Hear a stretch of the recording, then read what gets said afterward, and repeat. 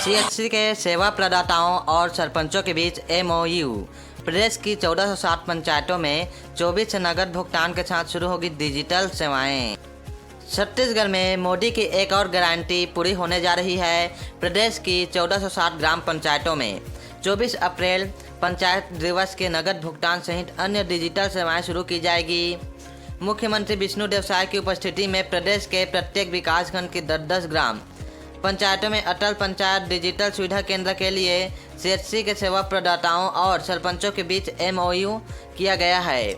यह कार्यक्रम प्रदेश के सभी जिला मुख्यालयों में आयोजित किया गया। इन केंद्रों में ग्रामीणों को अब बहुत सी सुविधाएं एक ही छत के नीचे मिल सकेगी। वे अपने खाते से आसानी से पैसे निकाल सकेंगे, अपने खाते से किसी अन्य के खाते में पैसे भेज सकेंगे, बिजली पानी बिल का भुगतान कर सकेंगे तथा पेंशन बीमा जैसी कई सुविधाओं का लाभ अपने पंचायतों में ही ले सकेंगे।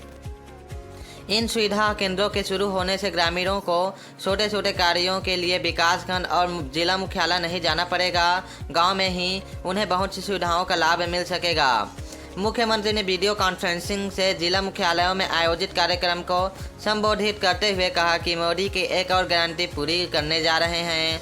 चुनाव के दौरान प्रधानमंत्री नरेंद्र मोदी ने छत्तीसगढ़ की जनता से ग्राम पंचायतों में नगद भुगतान की सुविधा शुरू करने का वादा किया था, जो कि अब पूरा होने जा रहा है। साय ने प्रदेश में गिरते भूजल स्तर पर गंभीर चिंता व्यक्त की है। उन्होंने गांव-गांव में जल संचयन को बढ़ावा देने के लिए वाटर हार्वेस्टिंग अपनाने की अपील की।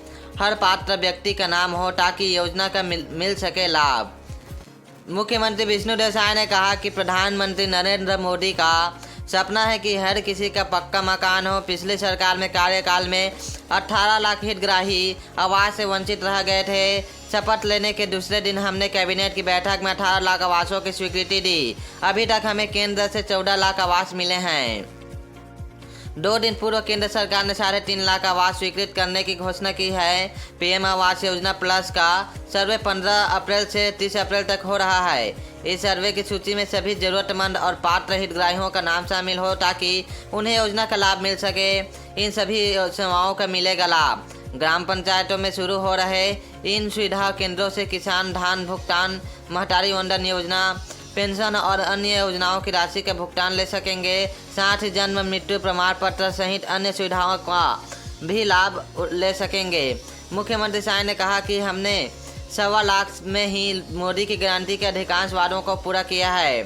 पंचायत एम्बेसडर भी बनाए जा रहे हैं। जिन पंचायतों में पहले से पीएम आवास योजना ग्रामीण में पंचायत एम्बेसडर हैं, उन्हें विशेष रूप से कार्यक्रम में आमंत्रित कर सम्मानित किया गया। जिन पंचायतों में अब तक कोई पंचायत एम्बेसडर नियुक्त नहीं हुए हैं, वहां उपयुक्त व्यक्ति को चयनित कर एम्बेसडर नियुक्त किया जाएगा। कार्यक्रम में ग्राम पंचायतों के भूजल स्तर के संबंध में जानकारी दी गई। कलेक्टर गाइडलाइन इसी महीने में जारी होने के आसार। रायपुर, बिलासपुर समेत कई जिलों में कलेक्टर गाइडलाइन रेट 10 से 100% तक बढ़ सकते हैं। राज्य के सभी जिलों में जल्द नई कलेक्टर गाइडलाइन जारी होगी। रायपुर, बिलासपुर, दुर्ग, भिलाई और अंबिकापुर समेत कई जिलों में 10% से 100% तक रेट बढ़ाने की सिफारिश की जा रही है। 2025 से 26 के लिए कलेक्टर गाइडलाइन तय करने के सभी जिलों में से 15 अप्रैल तक रिपोर्ट मंगाई गई हैं। इसके इसी महीने के आखिर तक जारी होने के आसार हैं। सूत्रों के मुताबिक राजधानी के 70 वार्डों से करीब 24 में रेट 50% तक बढ़ाने की तैयारी है। इसके लागू होने पर आम आदमी के लिए प्लॉट, फ्लैट, मकान और दुकान खरीदना महंगा हो जाएगा। जिलों से आई रिपोर्ट में दावा किया गया है कि 2018 से 19 जमीन की सरकारी कीमत नहीं बढ़ी है। इसमें 5 साल में रेट 30% तक कम भी रहे। इस वजह से सरकारी रेट और बाजार भाव में बड़ा अंतर आ गया है। हर शहर में जमीन की कीमत बेतहाशा बढ़ गई, लेकिन शासकीय दस्तावेजों में कीमत अब तक कम है।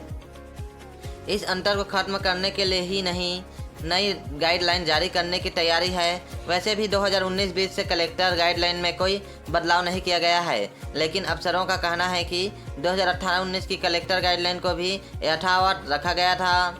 यही वजह है कि इस बार गाइडलाइन तय करने के लिए खासी मशक्कत की जा रही है।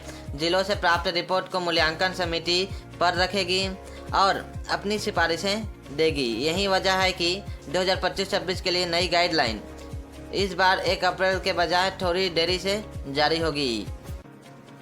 रायपुर में असर, सेजबहार, सद्दू समेत आउटर में रेट बढ़ सकते हैं। पहला, सस्ते मकान भी महंगे हो जाएंगे। कलेक्टर गाइडलाइन बढ़ने के साथ ही आउटर में ज़मीन की कीमत बढ़ जाएगी। इसके बाद सेजबहार, सद्दू, कचना, संतोषी नगर, पचपेड़ी नाका, रिंग रोड, मठ पुरैना, भाटा गांव, कुम्हारपाड़ा, शीतलपाड़ा, ट्रांसपोर्ट नगर, सरोना, बीरगांव, चन्नीडी, चरुन नगर, बोरिया कला, बोरिया खुर्द समेत कई इलाकों में भी जमीन मकान खरीदना महंगा हो जाएगा। कलेक्टर गाइडलाइन कम होने की वजह से अभी इन जगहों पर 15 से 20 लाख रुपए में मकान मिल जाते हैं। अब इनकी कीमत 1 से 3 लाख रुपए तक बढ़ जाएगी। रजिस्ट्री का खर्चा भी बढ़ जाएगा। किसी भी जमीन की रजिस्ट्री पर स्टाम्प ड्यूटी 5% अदा करनी पड़ती है। महिलाओं को इसमें आधा फीसदी की छूट है। रजिस्ट्री के दौरान 1% पंचायत उपकर और 1% विभाग की ड्यूटी भी। व्यक्ति ने 20 लाख रुपए की जमीन खरीदी है तो उसे ई स्टाम्प, रजिस्ट्री शुल्क और उपकर पर करीब 2 लाख रुपए खर्च करने पड़ रहे हैं। यानी कुल कीमत 10% जमीन की सरकारी कीमत बढ़ने के बाद स्टाम्प शुल्क का खर्चा बढ़ेगा। रायपुर शहर में यहाँ भी रेट बढ़ाने की तैयारी। रायपुर में आउटर के साथ ही शहर में जय स्टैंड से कोतवाली चौक तक, 31 से रिंग रोड, महो बाजार और कोटा स्टेशन रोड, गुढ़ियारी सदर बाजार, बैजनाथ पारा, देवेंद्र नगर, डीडी नगर, शंकर नगर, मौडहा पारा, कचना, अवंती बिहार, राम सागर पारा, एमजी रोड, फाफाडी, खमहारडी, खमटराई, सेजबहार, डुंडा, मुजगहन, बोरिया कला, माना, टोम्बी समेत कई इलाकों में कलेक्टर गाइडलाइन 10 से 50% तक बढ़ाने की तैयारी। मध्य प्रदेश और तेलंगाना मॉडल का भी अध्ययन किया गया। पंजीयन विभाग की टीम ने हाल ही में मध्य प्रदेश और तेलंगाना के रजिस्ट्री मॉडल का अध्ययन किया है। मध्य प्रदेश में भी बाजार और सरकारी भाव में अंतर आने की वजह से 150% तक रेट बढ़ाए गए हैं। तेलंगाना के हर जिले में कलेक्टर गाइडलाइन औसतन 50% तक बढ़ाई गई है। जमीन की सरकारी कीमत बढ़ने के बाद भी रियल एस्टेट के कारोबार में उछाल आया। आवासीय, कमर्शियल या कृषि किसी भी जमीन की खरीदी बिक्री प्रभावित नहीं हुई, यानी लोग ज़रूरत के अनुसार खरीदी बिक्री करते ही आ रहे हैं। इस रिपोर्ट के आधार पर भी अफसरों ने जमीन की कीमत बढ़ाने की अनुशंसा की।